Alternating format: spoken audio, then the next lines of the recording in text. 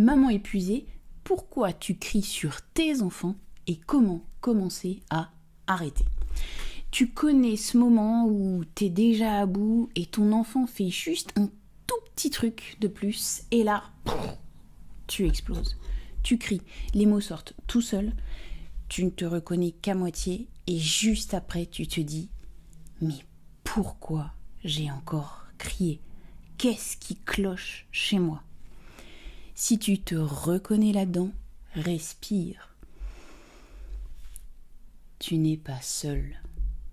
Dans cette vidéo, on va voir ensemble pourquoi tu cries vraiment sur tes enfants, tes ados, et comment tu peux commencer dès aujourd'hui à changer ça.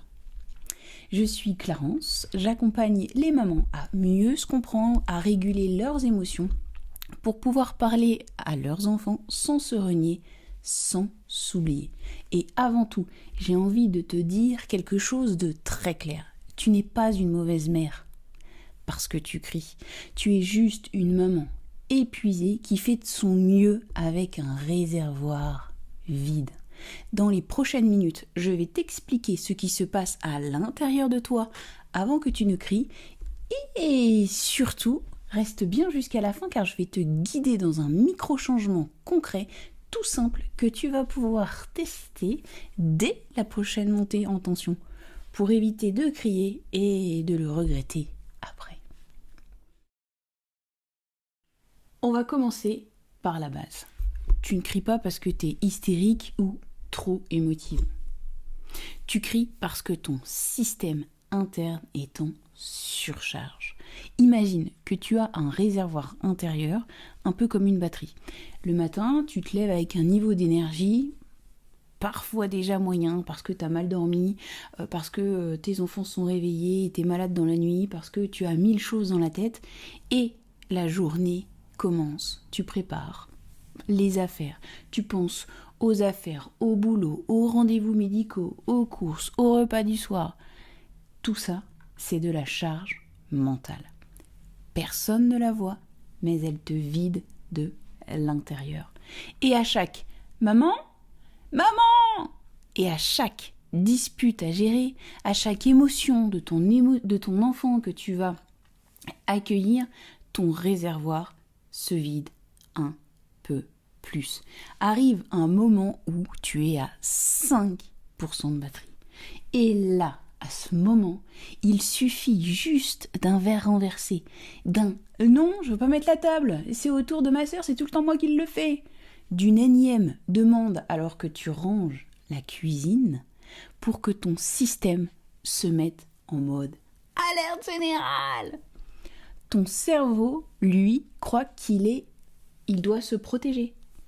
En fait, il perçoit ça comme trop, et il envoie la seule réponse qu'il connaît à ce moment-là, le cri, la montée du ton, parfois des mots qui dépassent la pensée. Ce n'est pas de la méchanceté, c'est un signal d'alarme. Et souvent, derrière tes cris, il y a de la fatigue, un sentiment de solitude, personne ne voit tout ce que tu fais, et des besoins que tu n'as jamais vraiment écoutés. Et tant qu'on ne comprend pas ça, on reste coincé dans le cercle vicieux du « je crie, je culpabilise, je me promets de ne plus recommencer, je recraque ». Je crie, je culpabilise, je me promets de ne plus recommencer et je recraque. Ce que je te propose, c'est de sortir de ce cercle vicieux en ajoutant une étape au milieu, la prise de conscience et une micro-pause. Je vais te partager un outil simple que j'utilise avec les mamans que j'accompagne. C'est pas magique, ça ne va pas tout régler d'un coup. En revanche, c'est une première marche très puissante. Je l'appelle la pause des 3 respirations. L'idée, c'est que juste avant que le cri parte, tu insères un tout petit espace. Quelques secondes qui changent tout. Concrètement, ça donne ça. Première étape, tu remarques le signal. Un peu comme le volcan qui commence à monter. Tu remarques que c'est en train de monter.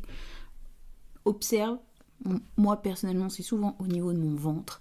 Donc, et ça peut être ton cœur qui s'accélère, ta mâchoire qui se crispe, la pensée « je vais exploser ». À partir d'aujourd'hui, essaye de remarquer ces signaux-là que tu as comme un voyant rouge qui s'allume.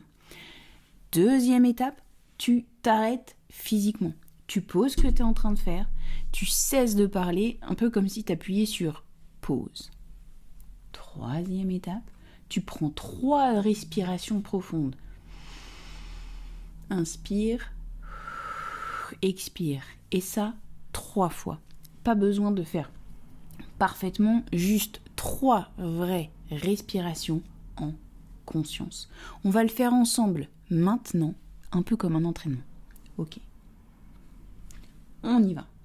Installe-toi comme tu peux à l'endroit où tu es là tout de suite. Ferme tes yeux si tu peux, sinon tu peux aussi les laisser ouverts. Tu inspires par le nez. On expire doucement par la bouche. Ça, c'était la première respiration. Encore une fois, tu inspires, tu laisses l'air remplir ta poitrine, ton ventre, et tu souffles comme pour relâcher un peu de pression à l'intérieur. Et ça, c'était la deuxième étape. Une dernière, tu inspires et tu expires. Et ça, c'était la troisième respiration. Voilà. Rien que ces 3 respirations, ça change déjà la qualité de ce que tu vas dire juste après. Et juste après ces 3 respirations, tu peux te poser une question toute simple. Là, maintenant, de quoi j'ai vraiment besoin ? Là, maintenant, de quoi j'ai vraiment besoin ? Peut-être que la réponse sera j'ai besoin de 2 minutes de silence, j'ai besoin de m'asseoir, j'ai besoin d'aide de mon conjoint ce soir. Tu ne pourras pas tout satisfaire tout de suite, bien sûr. Mais le fait de reconnaître ton besoin à l'intérieur, ça baisse déjà le volume de la colère. Et à partir de là, tu peux parler avec ton enfant, ton ado, n'importe quel type d'interlocuteur d'ailleurs, avec un ton un petit peu plus bas, en tout cas beaucoup plus entendable. Ou choisir de lui dire, en fait là, je sens que je suis vraiment trop énervée pour te parler, je m'en vais, je me mets dans une pièce, je vais m'isoler, je vais bouquiner, je vais boire un coup, et je reviens après. Ce simple micro-changement, répété encore, va déjà modifier la façon dont tu traverses ces moments de tension. Donc, si je résume, tu cries rarement pour rien. Tu cries parce que ton réservoir est vide, parce que ta charge mentale est énorme et parce que personne ne t'a appris à écouter tes propres besoins. À partir d'aujourd'hui, tu peux repérer les signaux qui montent avant de crier, appuyer sur pause, faire ta pause des 3 respirations et te demander de quoi j'ai besoin là, maintenant. De quoi j'ai besoin là, maintenant. Ce n'est qu'un premier pas et pour autant, c'est un vrai changement. Et si en t'écoutant, tu te dis, ok, en fait, j'ai envie d'aller plus loin que cette vidéo. J'ai besoin qu'on m'aide à comprendre mes émotions, mes besoins, comment je fonctionne. J'ai besoin d'apprendre à parler autrement à mon enfant sans m'oublier et à ne plus traverser ça toute seule. Je propose un accompagnement individuel sur 5 séances.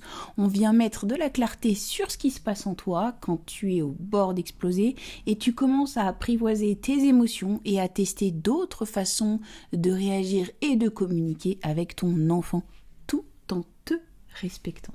Tu trouveras le lien pour prendre rendez-vous découverte juste en dessous dans la description. Tu cliques, tu choisis un créneau et on voit ensemble ce dont tu as besoin aujourd'hui. En attendant, dis-moi en commentaire, est-ce que tu te reconnais dans ces moments où tu exploses et est-ce que tu as envie de tester la pause des 3 respirations? Si cette vidéo t'a fait du bien, pense à t'abonner pour qu'on continue ce chemin un pas après l'autre ensemble. Tu peux aussi continuer en allant regarder cette vidéo sur les conflits en famille, 3 étapes pour mieux se comprendre selon l'approche de Thomas Gordon, et aussi cette méditation pour apaiser ta culpabilité après avoir crié. À très bientôt!